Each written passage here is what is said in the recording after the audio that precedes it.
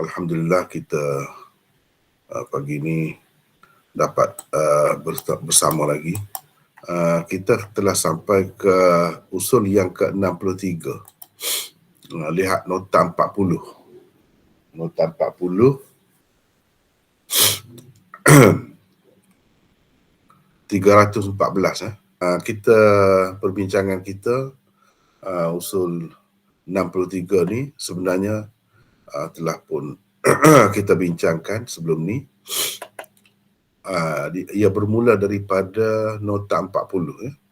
Muka surat 314. Daripada situ kita telah bincangkan hingga habis contoh yang kedua bagi usul ke-63 ni.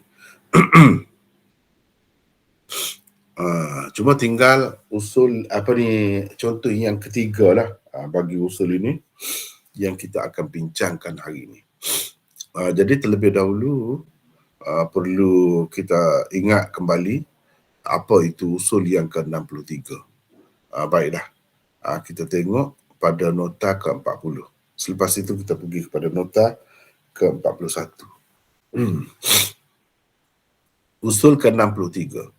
Riwayat-riwayat yang menyebutkan doa khusus daripada Nabi SAW apabila khatam Al-Quran, yakni habis membaca sebuah Al-Quran, semua sekali, dan yang menyatakan kelebihan doa khatam Al-Quran.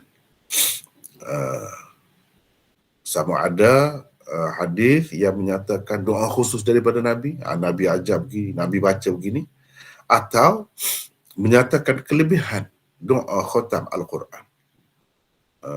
Jadi kelebihan itu sama ada di dalam solat atau di luar solat. Jadi solat tu ikutlah solat tarawih kau solat apa kau, tak kira. Atau di luar solat. Tidak ada satu pun yang sahih. Itu poinnya. Poin besarnya. Baik yang diriwayatkan secara marfu' atau mauquf. Sama ada secara mauquf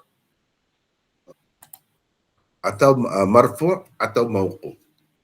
Mana yang dikaitkan dengan Nabi, yang dikatakan Nabi kata begini-begini, atau Nabi buat begini-begini, itu marfu'. Atau mauquf, mana riwayat itu terhenti setakat sahabat sahaja. Sahabat kata begini-begini, atau sahabat buat begini-begini.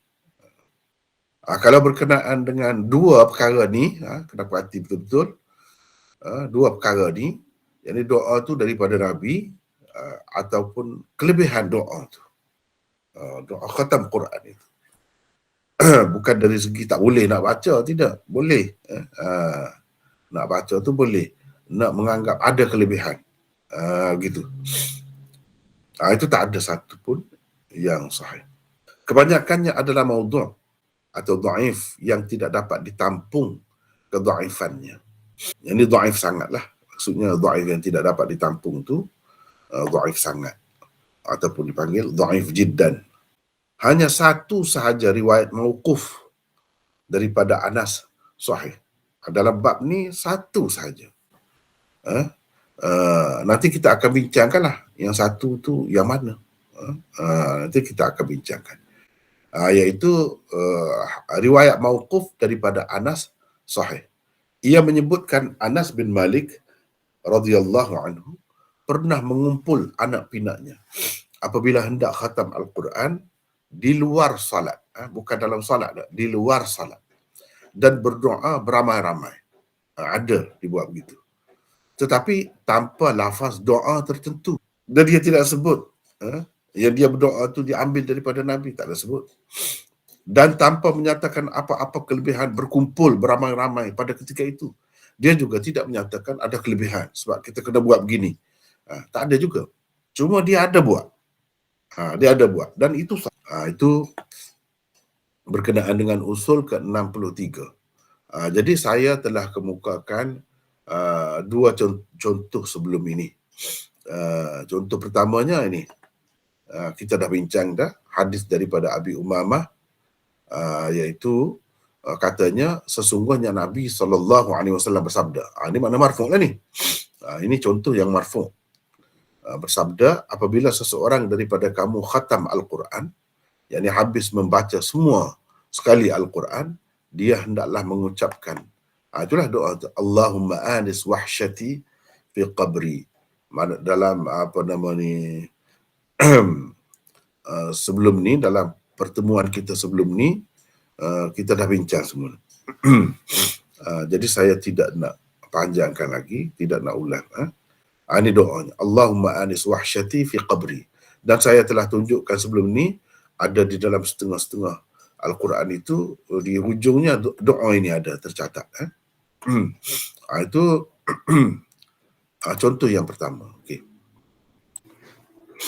Contoh kedua, kita telah bagi je dan ada di dalam nota ke-40 ni.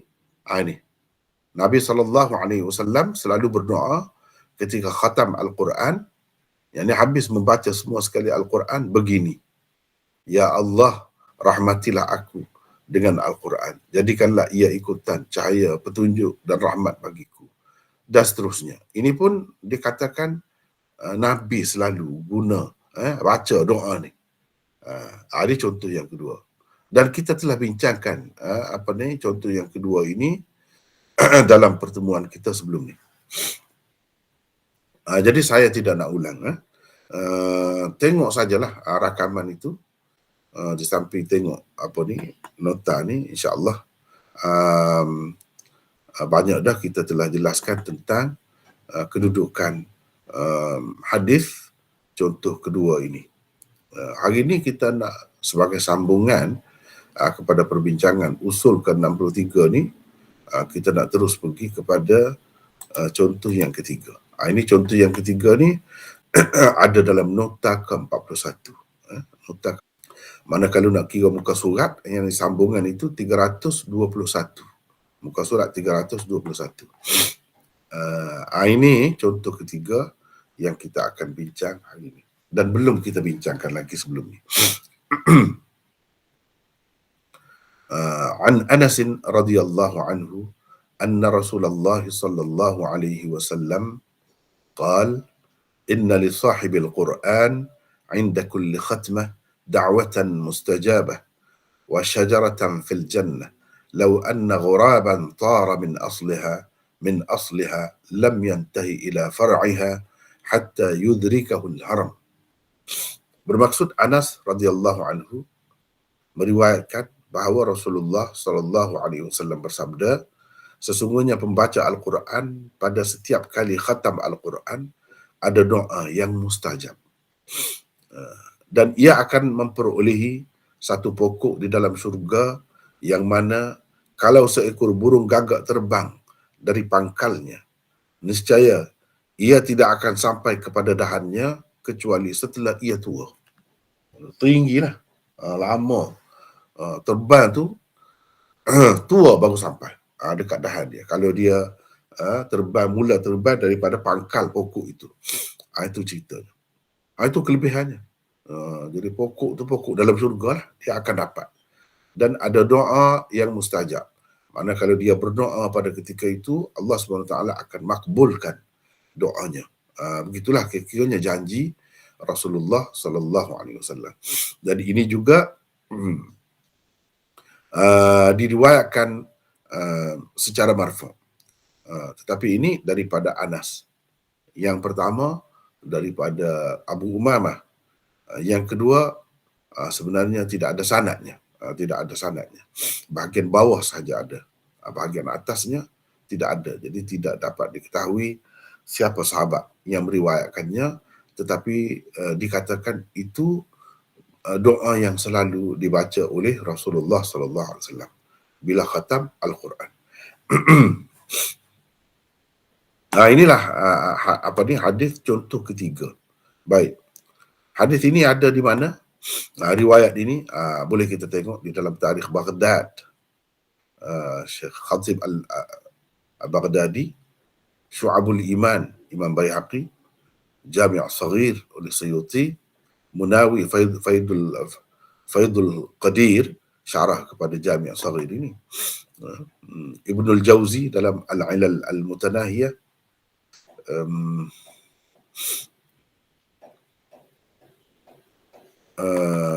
ini jilid berapa, muka surat berapa saya dah bagi di sini. Siyar A'lamin Nubala ada juga. Al-Ghumari Al-Mudawi jilid 2 muka surat 519. Al-Albani Silsilatul Ahadith Ad-Dha'ifah wal Mawdu'ah jilid 7. Dan satu lagi buku yang sangat bagus, satu lagi kitab yang sepatutnya ada di dalam setiap rujukan. Cuma saya tak masuk tu dalam yang kedua dan yang ketiga ini sepatutnya ada buku ni. Sebab buku ni salah satu rujukan utama saya lah dalam membuat usul ini. Salah satu rujukan utama. Jadi kalau boleh tengok nanti saya tunjukkan. Contoh kedua ni pun semua ni ada di dalam tu, ada di dalam perbincangan. Jadi perlu dilihat juga buku ini. Kalau yang nak merujuk sendirilah, nak tengok sendiri dengan lebih detail perbincangan tentang perkara ni, ini rujukan utamanya. Baik, kita boleh tengok sini, saya nak tunjuk sini ni kitab. Kitab ni mengandungi beberapa juzuk dipanggil ajza' hadithiyah. Ada beberapa juzuk hadis. Yang ni juzuk tu mana satu kitab hadis yang mengumpulkan hadis-hadis tentang sesuatu masalah, tentang sesuatu perkara. Jadi juzuk ni yang kelima ni berkenaan dengan riwayat-riwayat tentang doa khatam Al-Quran dan hukumnya, sama ada di dalam solat ataupun di luar solat. Ini juzuk ni. Dia ada banyak juzuk di dalam kitab ni. Juzuk awalah misalnya, juzuk angkat tangan ketika berdoa, juzuk ni ziyaratin nisa lil kubur, perempuan pergi ziarah kubur. Lepas tu juzuk tentang kaifiat bangun dalam sembahyang dan kedudukan hadis pada ketika bangun tu kita kepal tangan kita macam orang nak uli tepung tu. Itu apa kedudukannya. Maknanya bagi pengarang ni hadis-hadis berkenaan dengannya kalau ada pun dhaif, dan itulah yang betul sebenarnya. Lepas tu tentang khatam Quran, ini yang terakhir. Ini tentang doa-doa tentang doa-doa bila khatam Quran itu. Ini yang terakhir, mana ada di dalam buku ni. Jadi ada 5 lah juzuknya, 5 perbincangan hadis. Jadi sebanyak mana hadis yang ditemui berkenaan dengan masalah-masalah ini terkumpul di dalam juzuk. Itu maksud juzuk.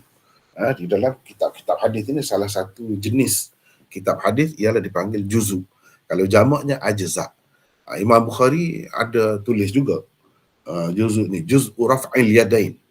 Imam Bukhari tulis satu juzuk yang mengumpulkan hadis-hadis tentang dalam solat ni, seseorang yang bersembahyang tu bila dia angkat tangan, ada sunnah ke tidak, begitu. Segala hadis sama ada yang sahih atau macam mana pun keadaannya, maudhu' sekalipun, jika ada dikumpulkan di dalam juzuk itu. Itu maksud juz'u raf'il yadain. Juz'ul qira'ah, juzuk baca di belakang imam. Mana makmum yang bersembahyang di belakang imam tu perlu baca sesuatu ke tidak? Juz'ul qira'ah khalfal imam. Itu pun tulisan Imam Bukhari juga. Sebanyak mana hadis yang ada dikumpulkan di situ. Itu orang panggil juzuk. Ini buku sangat menarik, khusus perbincangan khusus berkenaan dengan perkara ini. Adapun yang lain-lain ini dia hanya ada hadis itu saja. Tetapi itulah puncanya. Itulah puncanya, dan kita boleh tengok lagi perbincangan-perbincangan tokoh-tokoh setakat yang ada dahulu sampai hari ini kita boleh tengok. Jadi ini ceritanya. Baik, komentar 1. Khatib Al-Baghdadi mengemukakan riwayat di atas di bawah biografi Abdullah bin Ahmad bin As-Siddiq Al-Marwazi, dengan sanad seperti di bawah ini. Ini sanad. Sebab penting kita nak tahu kedudukan hadis tu, kena tengok sanad dia. Mesti kena tengok sanad dia. Ya, akhbarana Muhammad bin Ubaidillah Al-Hinnai. Ni siapa kata akhbarana ni? Khatib Baghdadi lah. Khatib Baghdadi. Makna ini boleh tengok di dalam tarikh Baghdad dia tu. Inilah sanad dia.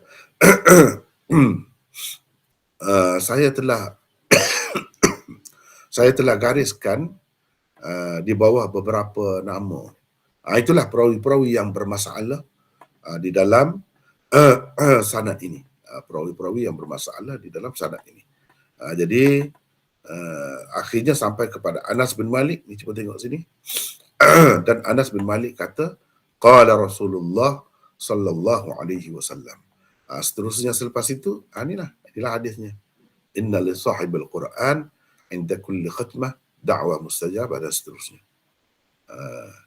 Ini ada di dalam tarikh Baghdad karangan Khatib Baghdadi dengan sanadnya.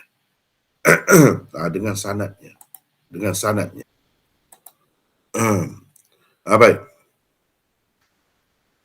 Yang kedua, Ibnul Jauzi di dalam Al-Ilal Al-Mutanahiyah. Salah satu kitab Ibnul Jauzi. Di dalam kitab ini dia bincangkan ilat-ilat yang ada pada hadis-hadis. Setelah mengemukakannya dengan sanad Al-Khatib itu berkata, mana dia ada sanad sendiri tapi daripada Khatib Baghdadi jugalah, maknanya di bahagian atas tu sanadnya sama. Berkata hadis ini tidak sahih daripada Nabi sallallahu alaihi wasallam. Yazid Ar-Raqashi kata Ahmad tentangnya tidak boleh ditulis apa-apa daripadanya. Tak boleh tulis.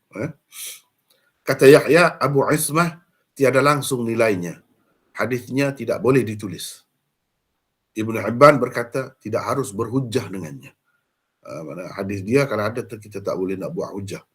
Sekadar itulah yang disebutkan oleh Ibnul Jauzi di dalam kitabnya Al-Ilal Al-Mutanahiyah. Itu yang saya gariskan itu.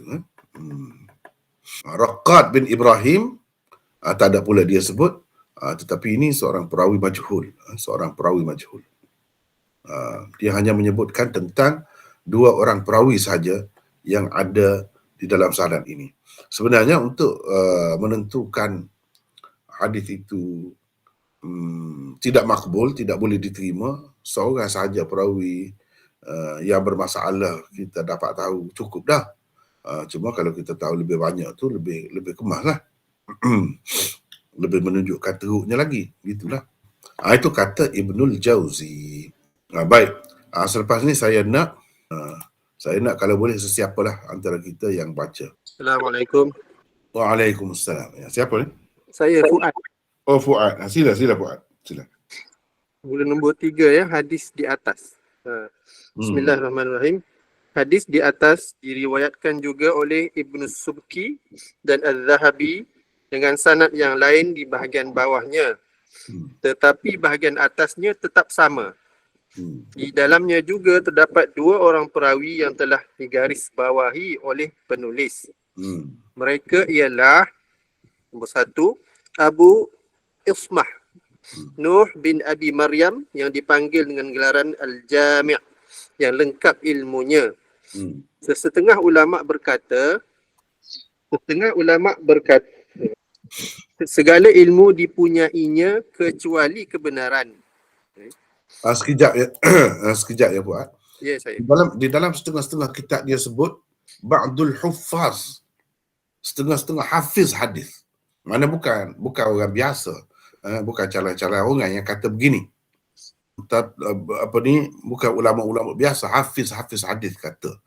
Dia ni ada semua kecuali kebenaran. Ilmu banyak tapi benar tak ada. Teruskan. Imam Muslim, Abu Hatim, An-Nasai, Daruqutni dan lain-lain mengatakan Nuh adalah perawi matrukul hadis yang tidak boleh diterima riwayatnya. Ahmad dan Bukhari pula berkata dia perawi mungkarul hadis. Kata Hafiz Ibn Hajar, para ulama hadis menganggap dia berdusta dalam hadis. Ibnul Mubarak, Al-Hakim, As-Suyuti dan lain-lain berkata dia mereka ataupun mengada-ngadakan hadis. Dia ni anak murid Imam Abu Hanifah ni. Nuh bin Abi Maryam ni. Abu Ismah ni.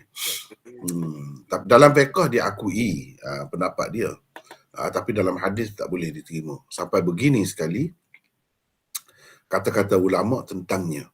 Jadi kalau perawi matrukul hadis, mungkarul hadis, pereka hadis ini memang hadisnya maudhu' lah. Begitu. Teruskan. Terusnya Yazid bin Aban Ar-Raqashi, Yahya bin Ma'in Al-Fallas, Ad-Daruqutni, Al-Zahabi dan lain-lain mengatakan Yazid Ar-Raqashi da'if. Kata Syu'bah tentangnya, lebih aku suka berzina daripada meriwayatkan hadis daripadanya. Kata Ahmad tentangnya, tidak boleh ditulis apa-apa daripadanya, dia perawi mungkarul hadis. An-Nasai dan lain-lain berkata dia matrukul hadis. Jadi dua orang dalam sanad itu yang cukup bermasalah. Jadi macam mana kita nak kata hadis itu sahih? Tak mungkin.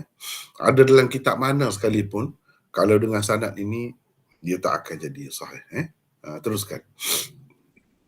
Keempat, di bawah biografi Al-Halimi, Imam Az-Zahabi mengemukakan hadis Anas dengan lafaz li sahibil Qur'ani da'watun mustajabatun inda khatmihi. Iaitu ketika khatam Al-Quran, pembaca Al-Quran mempunyai doa yang mustajab. Lalu beliau berkata, hadis ini gharib, tidak sabit hadis seumpamanya kerana lemahnya Ar-Raqashi dalam mengingat dhabt hadis.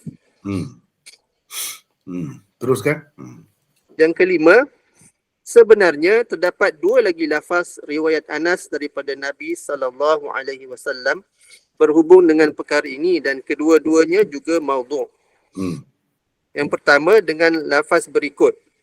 An Anasin radhiyallahu anhu qala Rasulullah sallallahu alaihi wasallam inda kulli khatmatin da'watun mustajabatun. Bermaksud Rasulullah sallallahu alaihi wasallam bersabda, pada setiap khatam Al-Quran ada doa yang mustajab. Ia diriwayatkan oleh Abu Nuaim, Ibnu Hibban, Ibnu Asakir, Ad-Dailami dan lain-lain. Di dalam sanadnya ada Yahya As-Simsar. Az-Zahabi di dalam Al-Mizan menulis Ibnu Ma'in dan Saleh Jazarah mengatakan dia berdusta dalam meriwayatkan hadis. Ibnu Adi berkata dia mengada-ngadakan hadis dan mencurinya. Salah satu malapetaka yang dibawanya ialah hadis ini di samping banyak lagi hadis-hadis yang lain. Jadi itu kata tokoh-tokoh rijal hadis berkenaan dengan perawi ni Yahya As-Simsar ini. Jadi ini perawi yang bermasalah. Ada seorang pun cukup dah. Sanad lain tapi ada orang ni. Dan lafaz dia pun lain sedikit tapi menunjukkan ada kelebihan lah. Ada kelebihan doa ketika khatam Quran itu. Makbul doa itu. Itu maksudnya. Teruskan lagi yang kedua. Yang kedua dengan lafaz berikut. An Anasin radhiyallahu anhu qala Rasulullah sallallahu alaihi wasallam ma'a kulli khatmatin da'watun mustajabatun. Bermaksud Rasulullah sallallahu alaihi wasallam bersabda, bersama setiap khatam Al-Quran ada doa yang mustajab. Ia diriwayatkan oleh Al-Baihaqi di dalam Syu'abul Iman. Setelah mengemukakannya, Al-Baihaqi berkata terdapat kedhaifan pada isnadnya.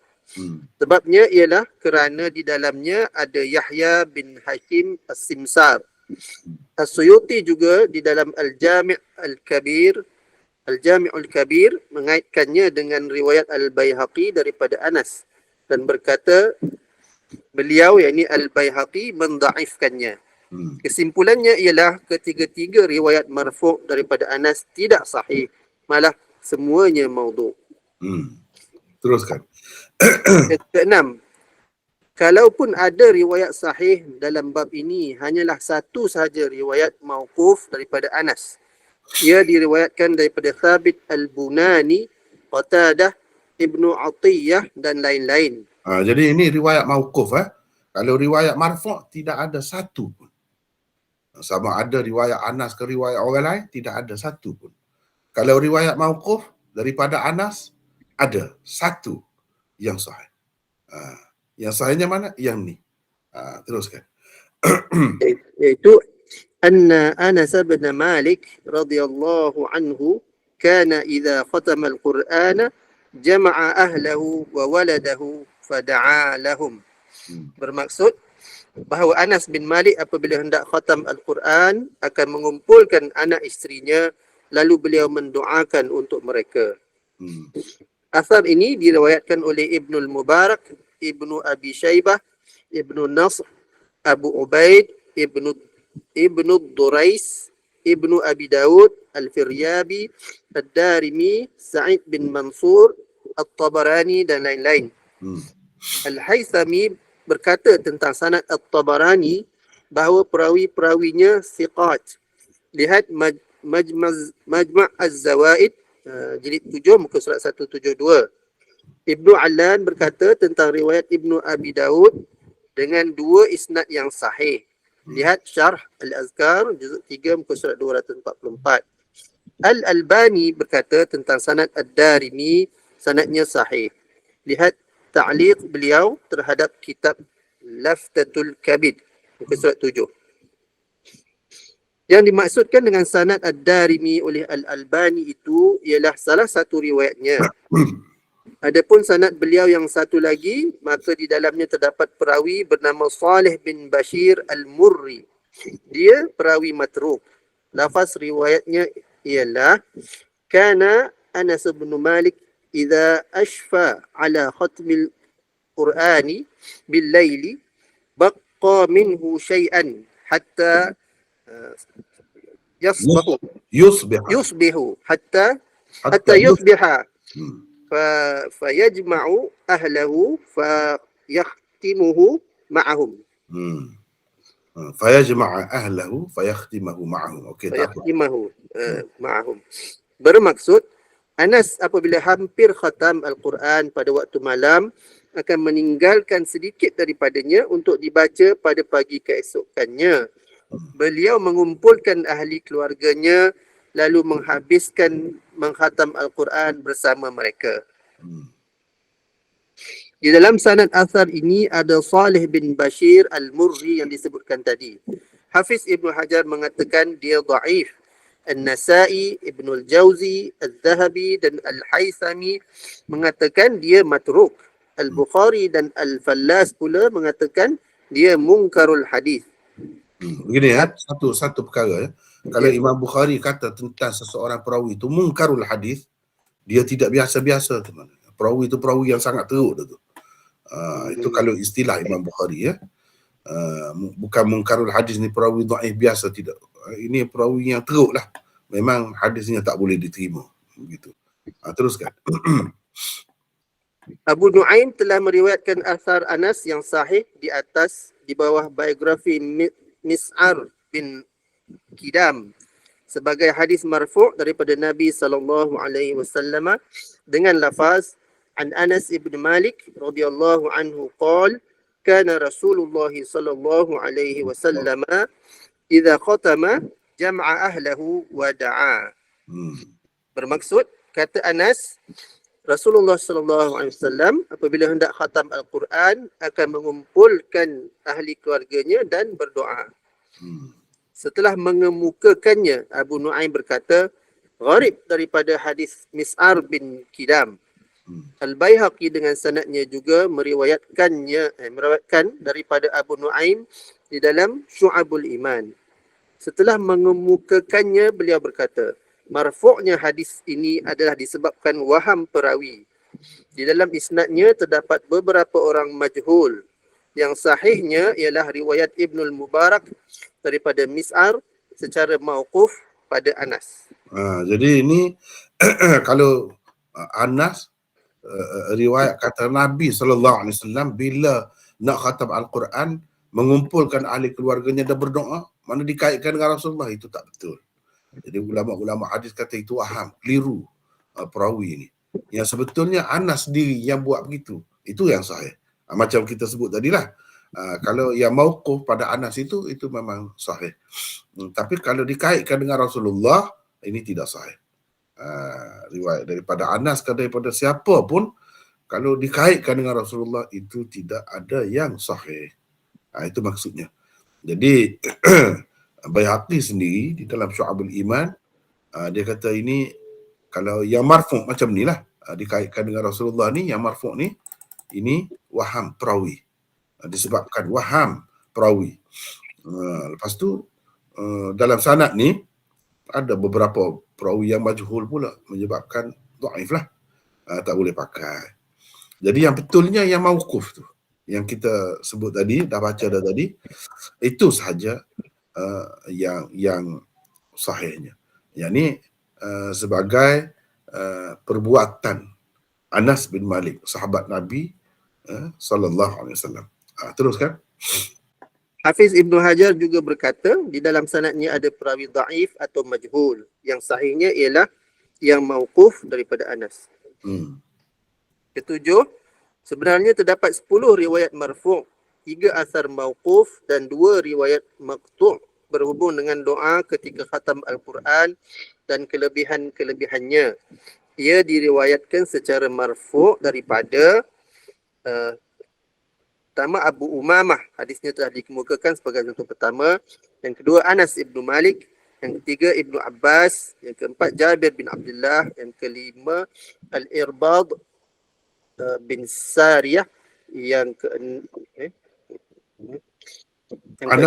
Anas bin Malik ni yang marfu' dia sebagai contoh yang ketiga lah, setelah dikemukakan sebagai contoh yang ketiga yang kita baca tadi kan. Maknanya saya ambil di sini.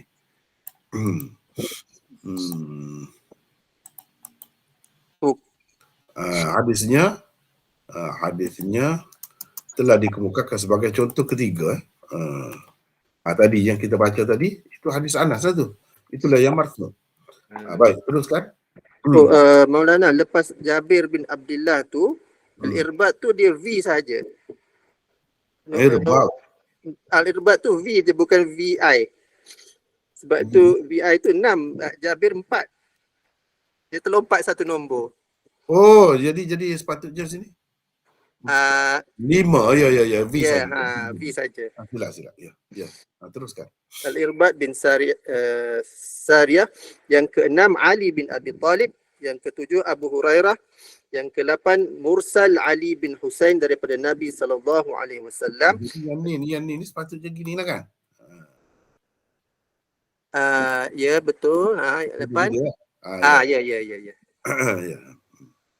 Dan yang ke-9 hadis Mu'dal Daud bin Qais daripada Nabi SAW. Yang itu IX, yang last kali. Ya. Jadi makna sini 9 lah, 9. 9 bukan 10 ya, 9. Yang kita bagi ni 9. Sebenarnya ya, okey. Seterusnya saya nak takut penat sangatlah. Fuad semua. Kita nak orang lain pula baca, silakan. Siapa nak baca? Saya baca mana? Ni siapa ni? Syahizat. Baca. Hadis Abu Umamah telah dikemukakan sebagai contoh pertama di bawah usul ke-63 ini. Hadis Anas bin Malik telah pun dikemukakan di atas. Ia tidak lebih daripada waham perawi. Yang sebetulnya adalah ia mauquf pada Anas dan menceritakan tentang perbuatan Anas, bukan perbuatan Nabi SAW. Hadis Ibnu Abbas adalah dengan lafaz berikut. Dua sekejap pada Syahizat. Hadis Anas ni satunya yang ni, yang baru kita bertemu tadi. Yang ni, ini pun tidak sahih. Ini marfu' Yang satu lagi yang kita kemukakan sebagai contoh yang ketiga ni. Ini lain ni. Ini lain. Ini pun marfu' juga. Jadi yang marfu' ni daripada Anas mana-mana, daripada sahabat lain pun memang tidak ada yang sahih. Itu yang kita nak bagi tahunya. Jadi di sini bila kata hadis Anas ni, dia ada dua yang marfu'. Sama ada yang kita kemukakan sebagai contoh yang ketiga ataupun yang kita bincang tadi, sebenarnya perbuatan Anas dikatakan perbuatan Nabi. Itu kesilapan lah waham perawi. Jadi kedua-duanya tak sahih. Teruskan. Hadis Ibnu Abbas adalah dengan lafaz berikut. An Ibni Abbas radhiyallahu anhuma qala Rasulullah sallallahu alaihi wasallam man qara'a ya'ni al-Quran hatta khatamahu kanat lahu da'wah mustajabah muajjalah atau muakhkharah. Bermaksud Rasulullah sallallahu alaihi wasallam bersabda, sesiapa membaca maksudnya Al-Quran sehingga khatam, ia mempunyai doa mustajab. Mungkin doanya dimakbulkan segera atau mungkin juga dilewatkan. Ia diriwayatkan oleh Ibnu Adi di dalam Al-Kamil dan Al-Baihaqi di dalam Syu'abul Iman. Di dalam sanadnya Syu'abul Iman. Syu'abul Iman. Di dalam sanadnya ada perawi bernama Hafs bin Umar bin Hakim yang digelarkan dengan Al-Kafir atau Al-Kabir. Al-Kafir, gitu pendek. Al-Kafir atau Al-Kabir. Dia seorang perawi yang lemah atau majhul sebagaimana tersebut di dalam kitab-kitab rijal hadis seperti Ad-Du'afa wal Matrukin, Mizanul I'tidal, Lisanul Mizan dan lain-lain. Ibnu Adi berkata dia meriwayatkan banyak hadis karut. Yahya berkata hadisnya langsung tidak bernilai. Dia tidak siqah dan tidak ma'mun. Hadis-hadisnya dusta.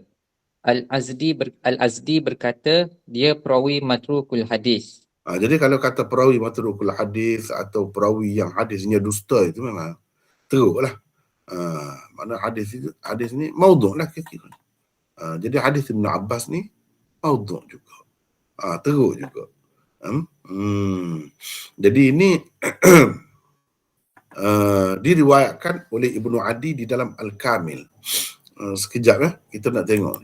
Cuba nak berkongsi lah dengan sahabat-sahabat kita, peserta-peserta hari ni. Al-Kamil. Ini satu kitab kalau yang ada hadis yang ada dalam ni belum lagi terjamin. Banyak daripadanya itu hadis-hadis yang maudhu'. Sebab dia nak bincangkan tentang hadis maudhu'. Ni kita boleh tengok ni contohnya. Ni ada beberapa cetakan, ada beberapa versi dia ni. Mukhtasar dia, Al-Kamil fi Du'afa'ir Rijal. Ni ada beberapa versi. Ikut mana-mana pun, kalau yang ada di dalam kitab ni, kita kena berhati-hati. Kena berhati-hati. Biasanya hadis yang dikemukakan itu sebagai contoh, hadis maudhu' ataupun hadis yang teruk, ataupun hadis yang lemah bagi seseorang perawi. Al-Kamil fi Du'afa'ir Rijal. Jadi perawi-perawi yang lemah. Itu ada beberapa jilid, 4-5 jilid di sini, berbeza-bezalah. Cetakan ini 5, cetakan ini 6, berbeza-bezalah. Lepas tu dia ada pula Mukhtasar Al-Kamil. Ini lebih ringkas, diringkaskan. Ini kalau kita tengok Mukhtasar Al-Kamil. Ini Mukhtasar Al-Kamil disusun oleh Maqrizi, Taqiyuddin Al-Maqrizi. Jadi yang beberapa jilid itu jadi satu jilid sahaja. Kemudian kalau kita nak tengok Syu'abul Iman, Syu'abul Iman adalah kitab Imam Baihaqi, yang mana dia kumpulkan dalam tu cabang-cabang besar iman. Sebab dalam hadis ada sebut iman itu banyak cabang-cabang besarnya. Salah satu cabang besarnya al-haya syu'batun minal iman. Malu tu, sifat malu tu salah satu cabang besar daripada iman. Jadi hadis-hadis yang seumpama itu Baihaqi kumpulkanlah di dalam Syu'abul Iman ini. Ini cuba kita tengok Syu'abul Iman. Kitabnya besar, 14 jilid. Sebenarnya 13 jilid. Yang ke-14 itu untuk fihris dia saja. Kandungan hadis, ayat Quran dan lain-lain yang ada dalam kitab itu untuk mudah kita mencarinya. Ada dalam jilid yang terakhir, yang ke-14 itu. Jadi ini pun salah satu kitab yang banyak juga di dalamnya terdapat hadis-hadis yang dhaif, bahkan yang maudhu' pun ada juga. Tapi Baihaqi secara umumnya dia ada buat komentar juga sedikit sebanyak. Cuma kadang-kadang komentar dia tu ringkas, nampak ringan, dhaif gitu saja dia sebut. Padahal hadis itu bukan sekadar dhaif biasa, dhaif teruk bila kita tengok kepada perawi-perawi dia tu. Begitulah cara Baihaqi di dalam Syu'abul Iman ini. Dan Baihaqi ni dia ada banyak lagi karangan yang lain. Kalau dalam Syamilah ni saja kita boleh dapat antaranya ialah Ma'rifatus Sunan. Ma'rifatus Sunan wal Athar. Ini pun karangan Baihaqi juga. Ini 15 juzuk, 15 jilid. Di cetakan ni ada beberapa cetakan. Satu cetakan di Jami'at Dirasat Al-Islamiyah, Karachi, Pakistan. Cetakan Dimashq, Beirut pun ada juga. Halab pun ada juga. Cetakan Qahirah, Mansurah, Darul Wafa pun ada. Ada beberapa edisi lah. Ada beberapa versi dia. Tapi kitab ini pun besar juga. Di dalam kitab ini pun sama juga, dia ada macam-macam hadis, macam-macam hadis. Tetapi lebih banyak ditekankan berkenaan dengan sunan dan athar. Dan yang kitab dia yang masyhurnya ialah Sunan Kubra. Ini Sunan Kubra, Sunan Kubra Nasa'i, ada Sunan Kubra Baihaqi. Ini sebagai contohnya. Ini Sunan Kubra Baihaqi. Yang ini macam-macam jilidnya. Yang 10 jilid itu pun ada, dengan tahqiq yang lebih lagi daripada itu pun ada, macam-macam cetakannya. Itu berkenaan dengan kitab-kitab ini. Kitab-kitab ini. Jadi kita kepada orang-orang yang ada kemampuan lah, perlu menyemak lagi. Hadis-hadis yang ada di dalamnya itu kena kaji lagi, tengok lagi dari sudut sanadnya dan dari sudut dirayahnya untuk memastikan kedudukannya. Sebab kadang-kadang dia bagi itu jarh yang ringan saja, dia sebut secara umum gitu saja. Itulah. Jadi untuk nak memastikan tentang perawi-perawinya, kita mestilah kena tengok pula kitab-kitab ad-du'afa wal matrukin. Yang ni perawi-perawi dhaif dan perawi-perawi yang matruk. Maknanya yang ulama hadis tak mahu terima, tak mahu pakai hadisnya. Itu makna matruk. Lepas tu Mizanul I'tidal, yang mana ditulis khusus berkenaan dengan perawi-perawi yang dhaif. Begitu juga lanjutan kepada kitab Mizanul I'tidal itu, Mizanul I'tidal itu kitab Lisanul Mizan yang ditulis oleh Hafiz Ibn Hajar dan lain-lain. Makna kita kena tengok pula kitab-kitab ni. Jadi untuk dapat perincian tentang seseorang perawi itu, perawi itu. Teruskan Syahizat. Teruskan. Dia meriwayatkan banyak hadis. Hadis Jabir bin Abdullah adalah dengan lafaz seperti di bawah ini. An Jabir radhiyallahu anhu anna Rasulullah sallallahu alaihi wasallam qala inna liqa'il Qur'an da'watun mustajabah fa in syaa sahib da'watan mustajabah fa in syaa sahibuha ta'ajjalaha ta'ajjalaha fid dunya wa in syaa akhkharaha ila al-akhirah. Teruskan. Bermaksud Rasulullah SAW bersabda, Allah. sesungguhnya orang yang membaca Al-Quran mempunyai doa yang mustajab. Ia dapat memperolehinya segera di dunia jika ia mahu, dan ia juga boleh melewatkannya ke akhirat jika ia mahu. As-Suyuti menyebut di dalam Al-Jami' As-Saghir bahawa ia dikemukakan oleh Ibnu Mardawai di dalam tafsirnya. Kemudian beliau, yakni As-Suyuti, menghukumnya sebagai dhaif. Tafsir Ibnu Mardawai itu adalah sebuah tafsir yang sangat-sangat sukar diperolehi. Ia tidak dapat ditemui baik di pasaran terbuka atau di dalam perpustakaan yang besar-besar sekalipun. Di dalam Al-Maktabah Syamilah pun tafsir ini tiada. Jadi satu lagi saya nak mengingatkan di sini. Kalau Jalaluddin As-Suyuti di dalam kitab-kitabnya dia kata dhaif. Itu kena berhati. Betul ke dhaif? Takut kita ingat dhaif biasa. Tidak. Banyak daripadanya bukan dhaif biasa. Bahkan yang maudhu' pun dia sebut dhaif. Sebab kita kena ingat istilah ulama mutaqaddimin, hadis maudhu' itu tak ada pun. Dia dhaif, termasuk di bawah dhaif juga. Jadi dia pakai hukum yang ringan. Banyak. Jadi untuk memastikan kedudukan yang sebenarnya kita kena tengok kitab-kitab lain pula. Kena tengok perawi-perawi itu. Begitu. Kemudian banyak kitab-kitab yang disebutkan itu hari ini kita tidak dapat lihat sendiri. Itu. Macam tafsir Ibnu Mardawai ini. Dalam Syamilah pun tak ada. Kalau ada, kita boleh cek lah sanad dia. Tetapi Jalaluddin As-Suyuti sebagai salah seorang tokoh hadis, dia sendiri pun dah kata dah dhaif. Dan kita sebagaimana biasa dah tahu dah dalam Jam'ul Jawami' ke Jami' Saghir ke Jami' Kabir dia ke, memang kalau dia kata dhaif tu banyak daripadanya yang maudhu' pun. Jadi kena berhati-hatilah, jangan ingat dhaif ringan biasa, jangan ingat begitu. Teruskan. Bagaimanapun ia tersebut di dalam Al-Kamil Ibnu Adi. Lihat jilid 6 muka surat 2430. Lengkap dengan sanadnya. Di dalamnya ada Muqatil bin Sulaiman, seorang perawi pendusta besar yang tidak diterima periwayatannya oleh sesiapa pun.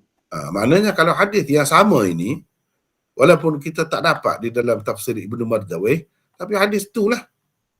Hadis ni lah. Juga yang ada di dalam Al-Kamil itu cukup dengan sanad dia. Kalau begitu yang Jalaluddin Suyuti sebut sebagai dhaif tadi sebenarnya ada maudhu', sebab Muqatil bin Sulaiman ni perawi pendusta. Mana siapa pun tak terima riwayat dia ni. Sebab itu saya dah sebut dah tadi. Kita kena cek pula di tempat lain. Kalau tak ada dalam kitab ni, kena tengok tempat lain pula. Itu cara pengkaji hadis buat begitulah. Teruskan Syaizat. Hadis Al-Irbad bin Sariyah adalah dengan lafaz seperti di bawah ini. Al-Irbad bin Sariyah radhiyallahu anhu anna Nabiy sallallahu alaihi wasallam qala man shalla salatan faridatan falahu da'watun mustajabatun wa man khatama al-Quran falahu da'watun mustajabah. Bermaksud Nabi SAW bersabda, sesiapa bersembahyang fardu, dia mendapat doa mustajab. Dan sesiapa khatam Al-Quran, dia juga mendapat doa mustajab. Hadis ini maknanya selepas dia khatam Quran tu, kalau dia baca tu makna doanya mustajab. Itu mana penjelasan ataupun jaminan daripada Nabi sallallahu alaihi wasallam. Yang kalau kita bincang ni, ulama-ulama hadis dia bincang ni, betul ke itu Rasulullah? Yang mustajab tidak mustajab tu serah kepada Allah. Nak kata dengan jelas ini Nabi kata itu tak boleh. Mungkinlah tempat-tempat yang diharapkan ataupun lebih munasabah Allah SWT memakbulkan doa kita tu tempat-tempat yang disebutkan oleh para ulama itu, antaranya di tempat-tempat ini itu mungkin boleh jadi, tetapi kita nak kaitkan dengan Nabi SAW tak boleh. Ni ulama-ulama hadis bincang ni, walaupun banyak ni hadis-hadis daripada beberapa orang sahabat ni, tapi tidak ada satu pun yang sahih. Bahkan semuanya maudhu'. Kalau ada dhaif yang teruk sangat dan tidak boleh dijabar, orang panggil, tidak boleh ditampung kedhaifannya, tidak jadi ringan dhaifnya itu, dengan apa cara sekalipun. Itu masalahnya. Kita dalam perbahasan hadis ni dia macam tu. Lepas tu kalau kita tengok ada juga ulama yang buat tu, dia adalah kaedah dia tu. Tapi kalau nak kata daripada Nabi SAW, hadis marfu' itu tidak ada. Nak tahu perinciannya, paling tidak bacalah nota ini. Begitulah. Teruskan Syaizat. Hadis ini diriwayatkan oleh At-Tabrani di dalam Al-Mu'jamul Kabir, jilid 18, muka surat 259. Kata Al-Haisami, di dalam sanadnya ada Abdul Hamid bin Sulaiman, seorang perawi dhaif.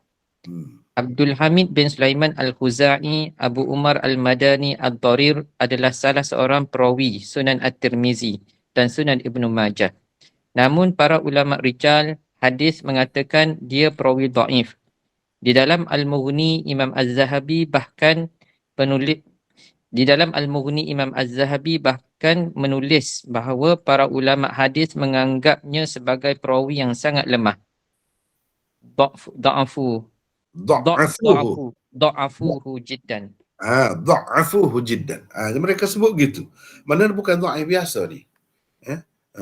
Dhaif jiddan. Dha'afuhu mereka tu ulama-ulama hadis lah, bukan seorang. Kata dia ni dhaif. Jangan kita ingat dhaif tu dhaif ringan ni, dhaif biasa. Tidak. Kena tengok dengan teliti.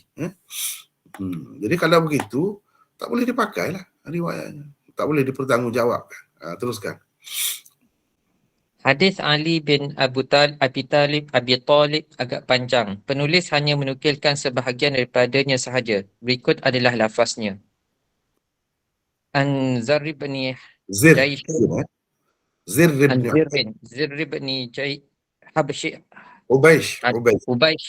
Ubaish an Ali bin Abi Talib radhiyallahu anhu qala Zir qara'tul Qur'an min awwalihi ila akhirih an Ali bin Abi Talib falamma balag ala bukan anda ala Ali bin Abi Talib falamma balagtul hawamim ila an qala thumma rafa'a Ali ra'sahu ila as-sama' Aliyun ra'sahu ila as-sama'i wa qala ya zirru amman ala du'ai ammin ala du'ai thumma qala Allahumma inni as'aluka ikhbatul mukhbitin ya zirrin idza khatamta fad'u bihadhihi fa inna habibi Rasulullah sallallahu alaihi wasallam amarani an ad'u bihinna inda khatmil Qur'an. Amarani an ad'u bihinna inda khatmil Qur'an. Apa? Teruskan. Bermaksud kata Zir, pernah aku membaca Al-Quran dari awal hingga akhir di hadapan Ali bin Abi Talib. Bila aku sampai kepada surah-surah Hamim, kata Zir, seterusnya kemudian Ali mengangkat kepalanya ke langit seraya berkata, wahai Zir, aminkan doaku. Kemudian beliau berdoa dengan mengucapkan, Allahumma inni as'aluka ikhbatal mukhbitin. Kerana kekasihku Rasulullah sallallahu alaihi wasallam telah mengajar aku berdoa dengannya ketika khatam Al-Quran. Maknanya hadis ini, hadis Ali ni perbuatan dia kaitkan dengan Rasulullah sallallahu alaihi wasallam juga. Maknanya marfu' jugalah. Kira-kira. Teruskan. As-Suyuti di dalam Jam'ul Jawami', kemudian beliau diikuti Ali Al-Muttaqi Al-Hindi di dalam Kanzul Ummal, mengatakan ia diriwayatkan oleh Ibn Najjar di dalam Zailut Tarikh Baghdad. Adanya sesuatu hadis di dalam kitab Ibn Najjar tersebut, sedangkan ia tidak terdapat di dalam kitab-kitab hadis muktabar yang lain, mengisyaratkan kepada kedhaifannya. Demikianlah disebut oleh As-Suyuti dan Ali Al-Muttaqi Al-Hindi di dalam muqaddimah kitab mereka masing-masing.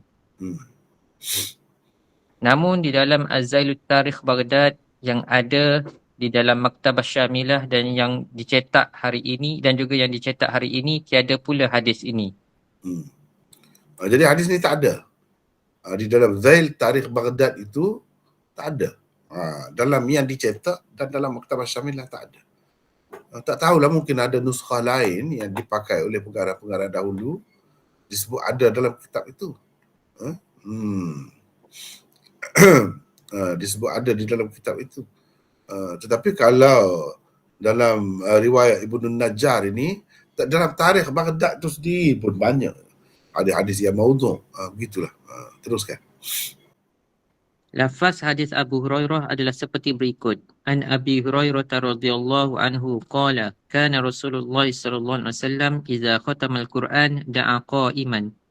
Bermaksud Abu Hurairah meriwayatkan katanya Rasulullah sallallahu alaihi wasallam apabila telah mengkhatamkan yakni bacaan semua sekali Al-Quran akan berdoa sambil berdiri. As-Suyuti di dalam Ad-Durrul Mansur menulis bahawa ia dikemukakan oleh Ibnu Mardawai. Ia juga disebut oleh Al-Ghafiqi yakni Abu Abdurrahman Muhammad bin Abdul Wahid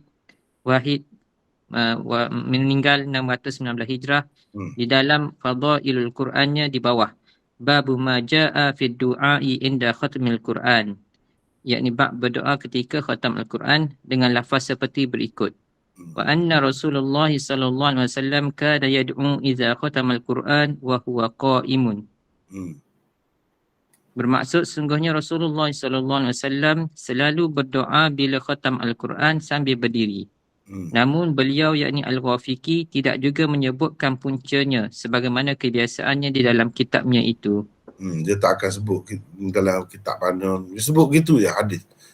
Biasanya begitulah cara dia. Dan itu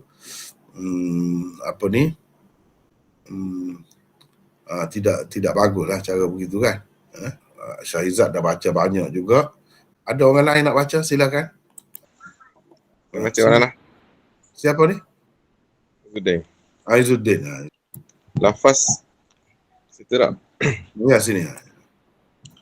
Lafaz hadis mursal Ali bin Husain daripada Nabi SAW adalah seperti di bawah ini. Beliau berkata, Kana sallallahu alaihi wasallam iza khatama al-Quran hamidallaha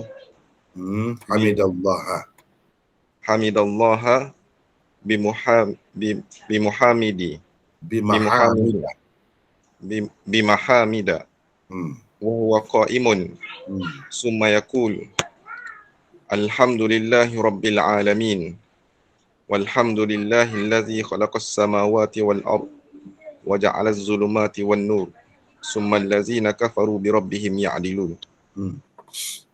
Bermaksud Nabi SAW bila khatam Al-Quran akan memuji Allah dengan beberapa pujian dalam keadaan berdiri seraya mengucapkan Alhamdulillahi Rabbil Alamin walhamdulillahillazi khalaqas samawati wal ard wa ja'ala az-zulumati wan nur wallazina kafaru bi rabbihim ya'dilun. Hingga ke akhir doa yang agak panjang. Ia diriwayatkan oleh Al-Baihaqi di dalam Syu'abul Iman dengan sanadnya hingga kepada Ali bin Husain dan beliau memursalkannya kepada Nabi SAW. Lihat Syu'abul Iman jilid 3 muka surat 430. Gini ya. Sebabnya Ali bin Husain ini anak kepada Sayyidina Husain. Orang panggil Ali Zainal Abidin. Dia tak sempat dengan Nabi SAW. Jadi dia terus kaitkan dengan Nabi SAW.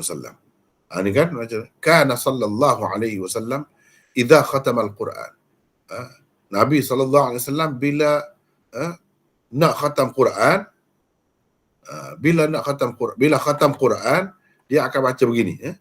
Jadi dia terus kata, sedangkan dia tak sempat dengan Nabi ni, Ali bin Husain ni. Ali bin Husain ini kalau Syiah Imam 12, mereka anggap dia ni imam yang keempat. Imam yang keempat. Dan dia tak sempat dengan Nabi. Sebab itu dikatakan ni hadis mursal.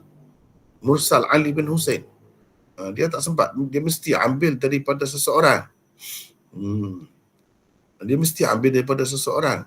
Kalau ambil daripada ayah dia pun, ayah dia tu terlalu kecil pada masa Nabi SAW ada. Ayah dia tu baru lahir pada tahun yang ke-9 Hijrah.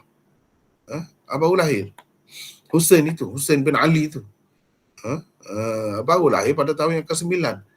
Jadi budak umur setahun atau 2 tahun tidak mungkin tahu terus, dengar daripada Nabi boleh cerita begini. Mesti dia dengar daripada orang lain pula. Jadi siapa pula yang dia dengar? Itu masalahnya.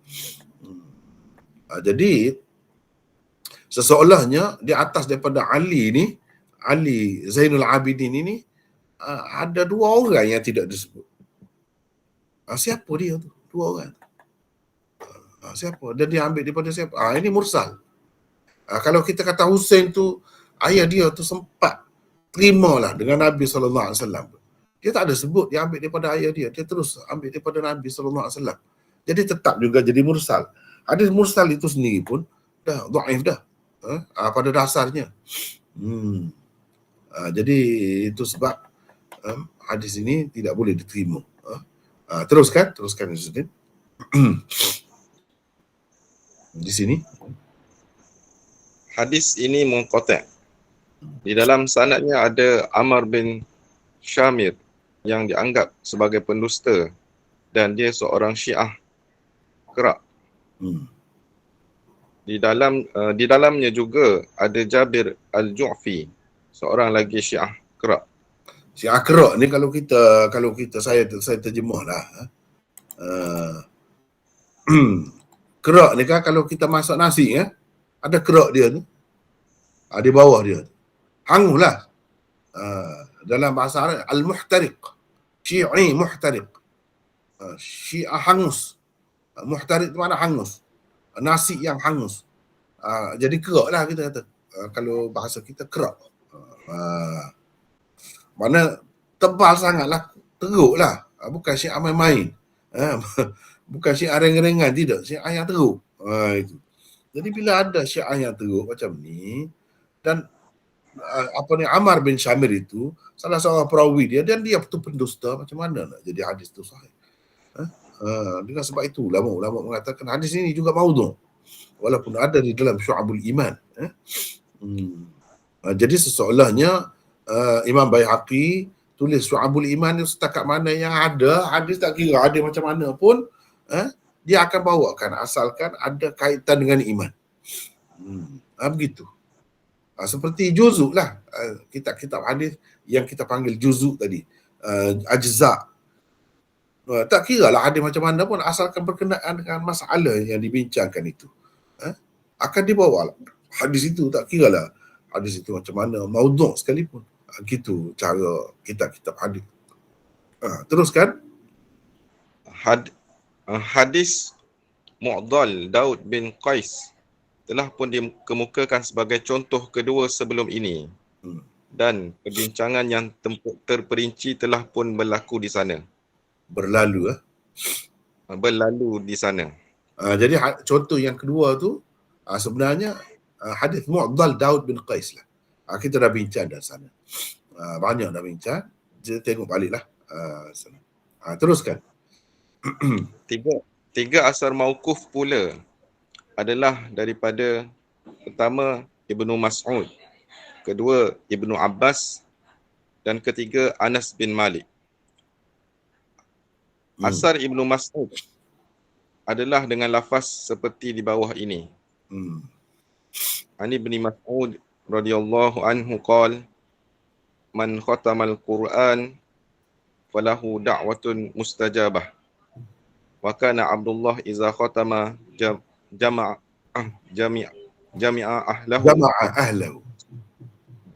ahlahu summa da'a wa ammanu ala du'aih.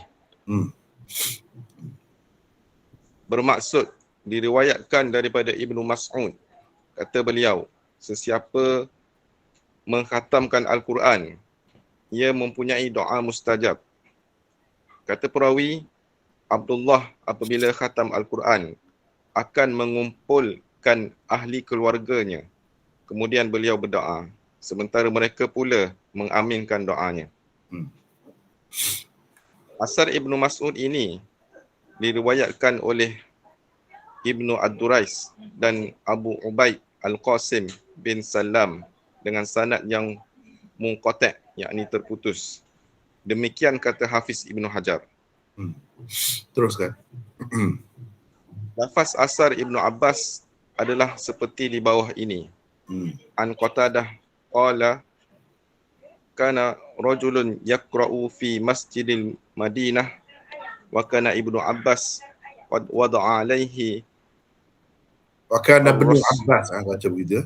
Hamzah wasal. kana Ibnu Abbas wa kana Ibnu Abbas qad wada'a alaihi ar-rasad fa iza kana yaumun khatamahu qala Yaumu khatmihi. yaumu khatmihi qama fatahawwala ilaihi. Teruskan. Bermaksud Qatadah meriwayatkan, katanya ada seorang lelaki membaca Al-Quran di dalam Masjid Madinah. Ibnu Abbas telah pun memasang pengintip terhadapnya. Beliau tiba hari khatam Al-Qurannya. Beliau bangun. Bila tiba hari khatam Al-Qurannya, beliau bangun dan pergi kepadanya. Asar ini diriwayatkan oleh Abu Ubaid, Ibnu Ad-Durais, Ibnu Abi Daud dan Ad-Darimi. Al-Qurtubi ada menyebutnya di dalam kitabnya At-Tizkar, tetapi tanpa menyebut At-Tazkar. Tetapi tanpa menyebutkan puncanya. An-Nawawi pula di dalam At-Tibyan mengemukakannya dengan hanya menyebutkan dua sahaja punca tersebut, iaitu Ad-Darimi dan Ibnu Abi Daud. Di dalam isnad, orang-orang yang mengemukakannya dengan sanad ada seorang perawi bernama Saleh bin Bashir Al-Murri. Dia seorang perawi matruk. Kedudukan perawi ini di sisi para ulama rijal telah pun berlalu ketika membincangkan riwayat-riwayat daripada Anas. Selain itu, riwayat Qatadah di atas juga merupakan satu riwayat munqati', yakni terputus sanadnya. Teruskan. Lafaz beberapa riwayat Anas bin Malik, baik yang marfu' maupun yang mauquf, telah pun dibincangkan sebelum ini. Daripada beberapa riwayat beliau itu, hanya satu sahaja asar yang sahih. Hanya ada satu saja. Asar yang sahih. Ya. Dan dua riwayat asar maqtu' pula adalah daripada Mujahid bin Jabr dan Humaid Al-A'raj Al-Mulai Al-Kufi. Al-Mulai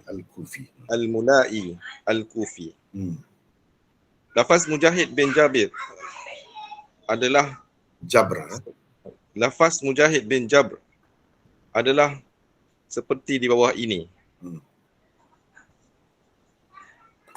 Anil Hakam bin Utaibah qala kana Mujahid wa Abdat ibn Abi Lubabah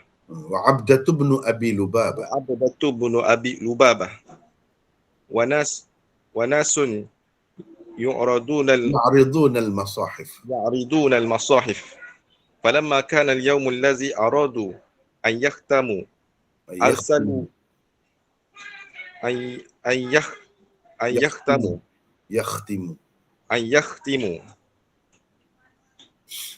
arsalu arsalu ilayya wa ila Salamah bin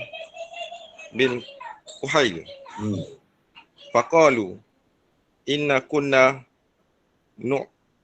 na'ridul masahif fa'aradna an nakhtimal yawm fa ahbabna an tashhaduna fa innahu kana yuqal iza khatamal Quran nuzilat Nazalatir rahmah. nazalatir rahmah inda khatamtahu Inda khatimatihi. inda khatimatihi au hadaratir rahmah inda khatimatihi. Teruskan. Bermaksud, Hakam bin Utaibah meriwayatkan, katanya Mujahid, Abdah bin Abi Lubabah dan beberapa orang yang lain membaca Al-Quran. Bila tiba hari mereka hendak mengkhatamkan Al-Quran, mereka menghantar orang untuk memanggilku dan Salamah bin Kuhail. Kata mereka, kami telah membaca Al-Quran. Hari ini kami akan mengkhatamkannya. Jadi, kami suka kalau kamu juga ada bersama. Kerana dikatakan, apabila dikhatamkan Al-Quran, turunlah rahmat ketika khatamnya atau hadirlah rahmat ketika khatamnya. Ia diriwayatkan oleh Ibnu Abi Shaybah dan itu adalah lafaz riwayatnya. Abu Ubaid, Ibnu Ad-Durais, Ibnu Abi Daud, Al-Firyabi dan Ad-Darimi. Ibnu Abi Shaybah, Al-Baihaqi dan Al-Firyabi juga ada meriwayatkannya secara ringkas dengan sanad masing-masing daripada Mujahid. Kata beliau, Ar-Rahmah tanzilu inda khatmul Quran. Inda khatmil Quran. Ya, teruskan. Inda khatmil Quran.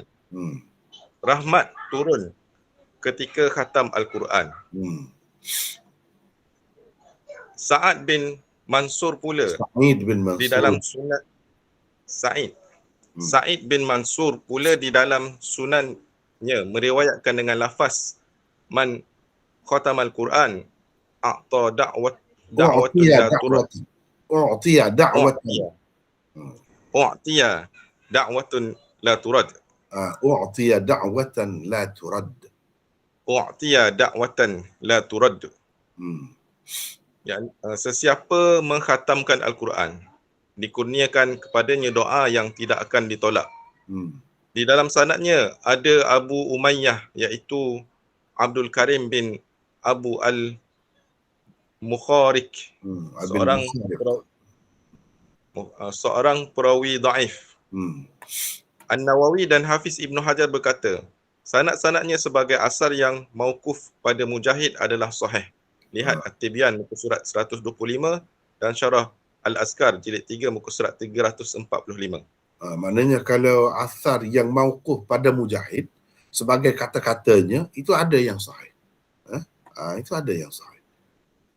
Tetapi kalau nak dikaitkan dengan Nabi SAW atau sahabat, itu tak ada di sini. Yang adanya sebagai kata-kata Mujahid. Itu sahih. Teruskan. Lafaz riwayat Humaid Al-A'rash Al-Mulai Al-Kufi adalah seperti di bawah ini. Kata Humaid, man qara al-Quran summa da'a ammana ala du'aihi arba'atu alafin malakin. Arba'atu alafi malak. Teruskan. Arba'atu alafi malak. Bermaksud, sesiapa membaca Al-Quran, kemudian ia berdoa, doanya diaminkan oleh 4,000 malaikat. Asar maqta' Humaid ini diriwayatkan oleh Ad-Darimi di dalam sunannya. Di dalam sanadnya ada Qaza'ah bin Suwaid bin Mujair Al-Bahili, seorang perawi dhaif. Imam Ahmad berkata tentangnya, dia perawi muqtarib. Abu Hatim pula berkata, hadisnya tidak boleh dijadikan hujah. Humaid Al-A'rash itu sendiri juga seorang perawi dhaif menurut ramai ulama hadis. Kerana itulah Hafiz Ibnu Hajar berkata, ini adalah asar maqtu'. Sanadnya dhaif. Lihat Az-Zahabi Mizanul I'tidal jilid 3 muka surat 389, Ibnul Allan Al-Futuhat Ar-Rabbaniyah jilid 3 muka surat 246. Sekejap. Asar maqtu' bermakna riwayat itu terhenti setakat tabi'in, bukan sampai kepada sahabat pun, terhenti pada tabi'in, dan itu sebagai perbuatan atau kata-kata tabi'in. Itu maksud asar maqtu'. Mana tak sampai kepada sahabat pun, tak sampai kepada Nabi pun, terhenti pada tabi'in. Kalau sanad dia tu sahih sekalipun, setakat itu ya. Apalagi kalau dhaif. Jadi kita tak boleh nak jadikan sebagai pegangan. Teruskan. Baru Ya, sini yang ke-8 ni. Kesimpulan daripada perbincangan yang lalu menunjukkan hadis-hadis marfu' dan asar pada para sahabat yang dikaitkan dengan doa khatam Al-Quran atau kelebihannya mengandungi 3 perkara utama berikut. Dengar Maulana? Dengar. Tu Dengar, nanti. boleh sambung? Boleh. Okay. Teruskan. Doa ketika khatam Al-Quran itu termasuk dalam salah satu tempat doa yang dimakmurkan oleh Allah, berhubung dengannya dan telah dikemukakan 2 saluran riwayat daripada Anas bin Malik. Pada kedua-dua saluran riwayatnya ada pereka hadis. Hadis Atha daripada Ibnu Abbas secara marfu' juga sangat lemah sanadnya. Di dalamnya ada perawi matrukul hadis atau hadis-hadisnya dikatakan dusta. Di dalam sanad hadis Jabir ada perawi yang dianggap pendusta oleh para ulama hadis. Di dalam sanad riwayat Al-Irbad bin Sariyah pula terdapat perawi matrukul hadis dan juga majhul, selain ia juga terputus. Riwayat Ibnu Mas'ud yang mauquf terputus sanadnya. Riwayat yang menyatakan kata-kata Mujahid seorang tabi'i bahawa ar-rahmatu tanzilu inda khatmil Quran, rahmat turun ketika khatam Al-Quran, itu pula hanyalah satu riwayat yang maqtu' meskipun sanadnya sahih. Maka dengan itu dapatlah dikatakan bahawa tidak ada satu pun hadis yang sahih berhubung dengan poin ini, baik yang marfu' maupun yang mauquf. Tak ada. Yang ada hanya maqtu'. Itu. Teruskan. Ada di antara hadis-hadis itu menunjukkan wujudnya doa khusus daripada Nabi SAW untuk dibaca apabila seseorang itu mengkhatamkan Al-Quran. Hadis Abu Umamah yang dikemukakan sebagai contoh pertama di bawah usul ke-63 maudhu' kerana ada di dalamnya sanad perawi pereka hadis. Hadis Abu Hurairah ni sepatutnya. Betul Maulana? Abu Hurairah. Abu Hurairah tanpa sanad. Hadis Ali bin Husain mursal, selain di dalam sanadnya ada perawi Syiah dan dipercayai sebagai pendusta. Hadis Daud bin Qais yang dikemukakan sebagai contoh kedua di bawah usul ke-63 ini adalah hadis mu'dal. Hadis mu'dal. Hadis Zaid bin Hubaishi yang diriwayatkan daripada Ali bin Abi Talib oleh Ibnu An-Najjar di dalam Zailut Tarikh Baghdad, itu tidak terdapat pun di dalam nuskhah yang dicetak hari ini oleh Darul Kutub Ilmiah Beirut. Lihat Maktabah Syamilah. Adanya sesuatu riwayat di dalam kitab tersebut, sedang ia tidak terdapat di dalam kitab-kitab hadis yang muktabar, mengisyaratkan sekurang-kurangnya kepada kedaifannya.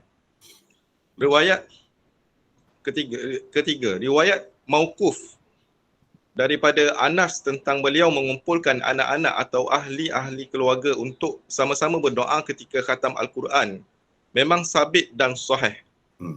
Itulah satu-satunya asal sahabat yang sahih berhubung dengan perkara ini. Adapun riwayat beliau yang marfu', maka itu juga tidak sahih. Asar Anas itulah nampaknya yang menjadi ikutan dan pegangan sesetengah ulama dalam bab ini selain beberapa amalan salaf seperti Mujahid dan lain-lain sesudah zaman sahabat. Asar Ibnu Abbas pula munqati', seorang perawi matruk juga di dalam sanadnya. Ada. Seorang perawi matruk juga ada di dalam sanadnya. Oleh kerana tidak adanya satu pun riwayat marfu' yang sabit dan sahih daripada Nabi SAW, anda tidak akan menemuinya di dalam mana-mana kitab utama hadis di kalangan umat Islam, seperti 6 kitab utama hadis, Sunan Sittah, Al-Muwatta', Musnad Ahmad dan lain-lainnya. Pengarang-pengarang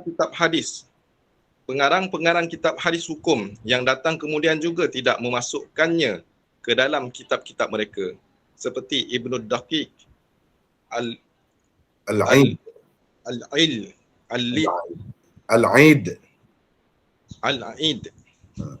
di dalam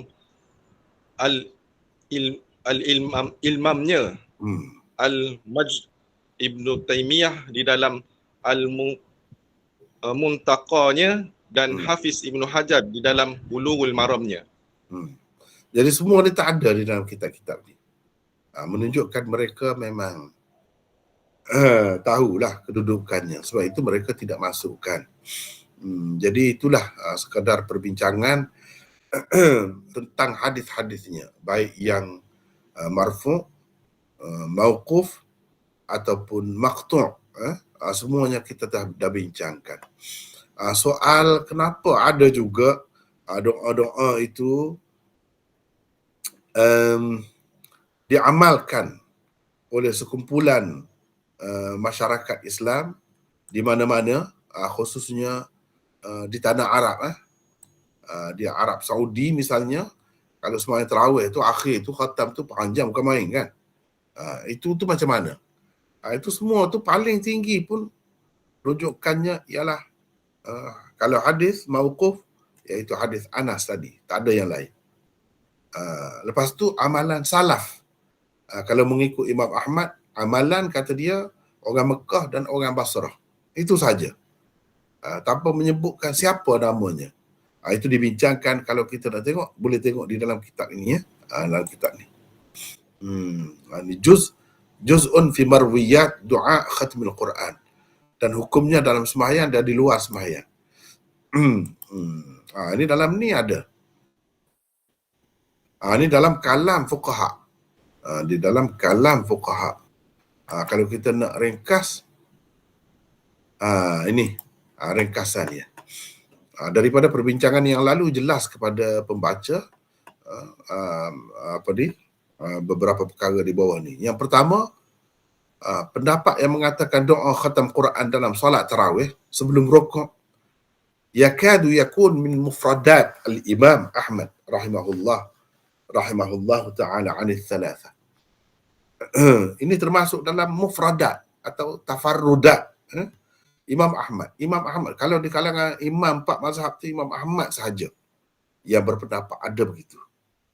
Alasannya apa? Alasannya ia diamalkan oleh orang-orang di dua negeri, iaitu Mekah dan Basrah.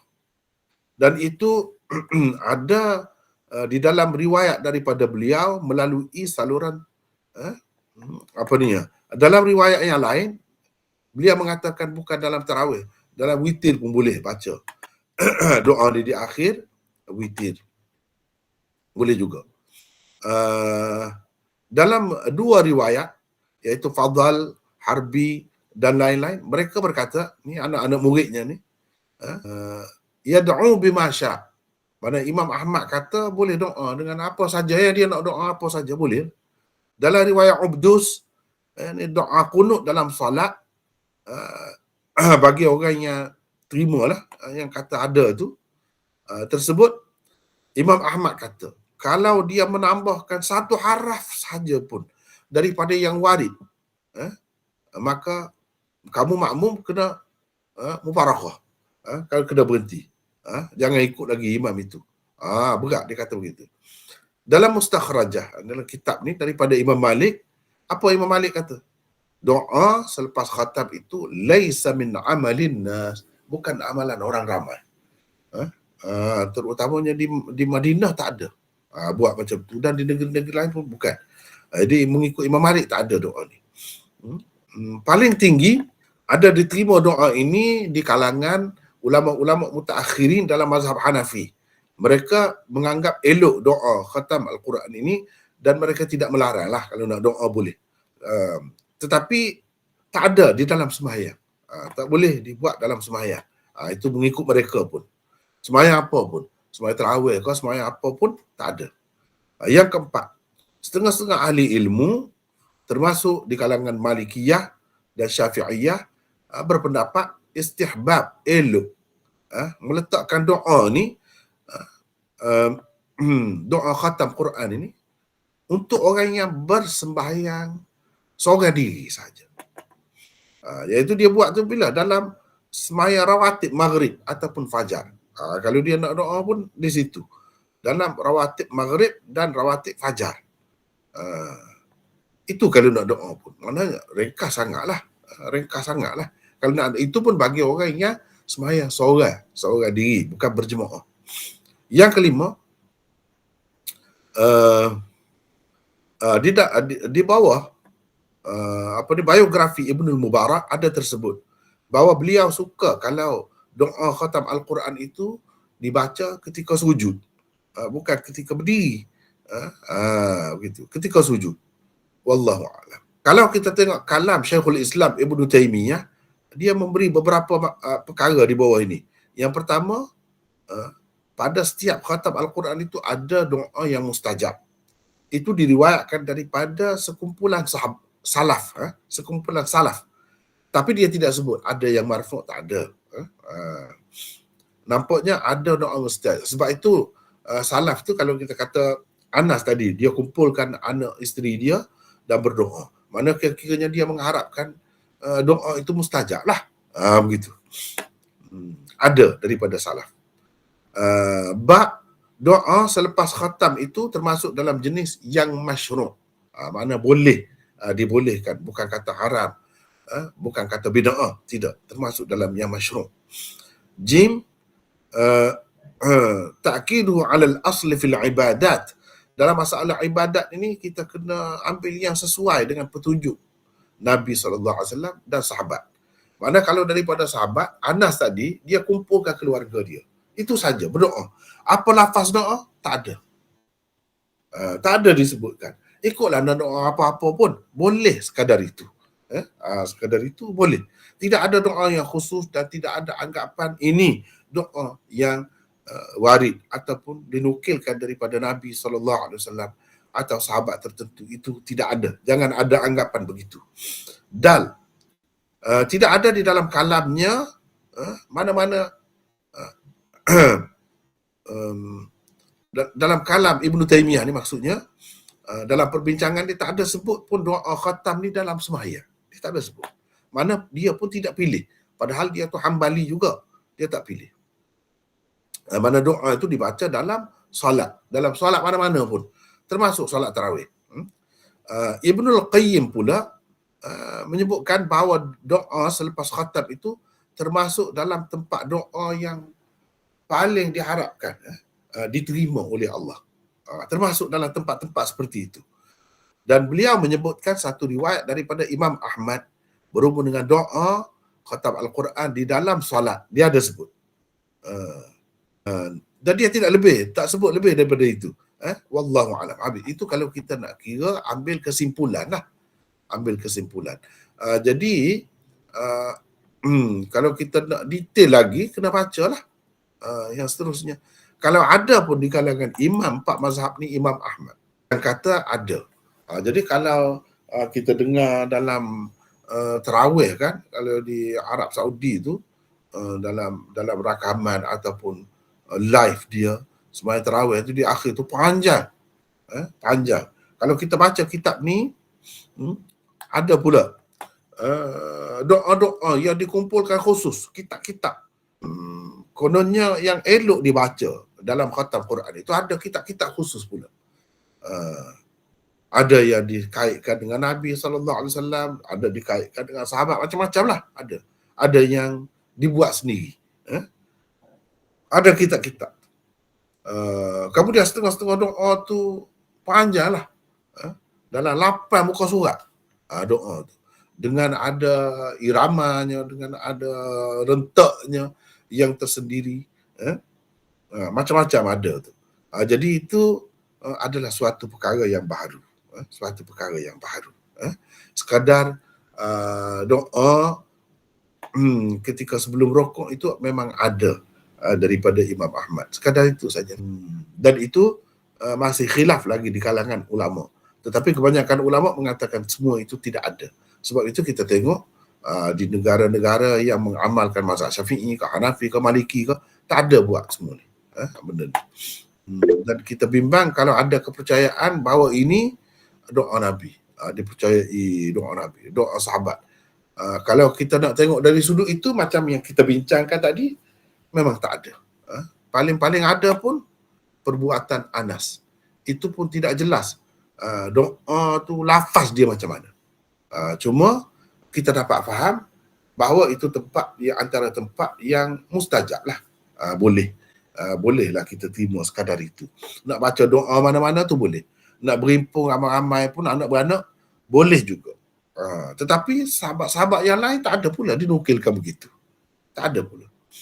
Cuma amalan ini lebih popular kemudian di zaman tabi'i. Jadi Imam Ahmad ikut yang itulah. Jadi begitulah secara ringkas dengan serba ringkasnya perbincangan tentang masalah ini. Kita pun dah ambil masa agak banyak dan saya pun dah sebut dah tadi, hari ini sekadar itulah kelas kita hari ini. Sebab saya pun macam saya sebut tadi tak berapa sihat lagi, masih duduk sel semua, tak boleh lama-lama sangat. Jadi berair hidung, berair mata dan batuk-batuk kalau bercakap banyak-banyak. Jadi sekadar itulah dulu untuk hari ini. Perawi Abdul Hamid bin Sulaiman Al-Khuzai itu, Imam Tirmizi dia ambil dalam sunan dia tu sebagai perawi mutaba'at ke perawi usul. Az-Zahabi kata dia daif jiddan, tapi Imam Tirmizi ambil dia sebagai perawi itu. Nak tanya perawi mutaba'at ke perawi usul? Ada ni Abdul Hamid bin Sulaiman Al-Khuzai Abu Umar Al-Madani Ad-Darir adalah salah seorang perawi Sunan Tirmizi dan Sunan Ibnu Majah. Dia di dalam Sunan Tirmizi ni syarat dia tidak setinggi Bukhari dan Muslim. Perawi-perawi yang dhaif pun ada juga di dalam riwayat-riwayat yang utamanya. Kecuali kalau perawi-perawi itu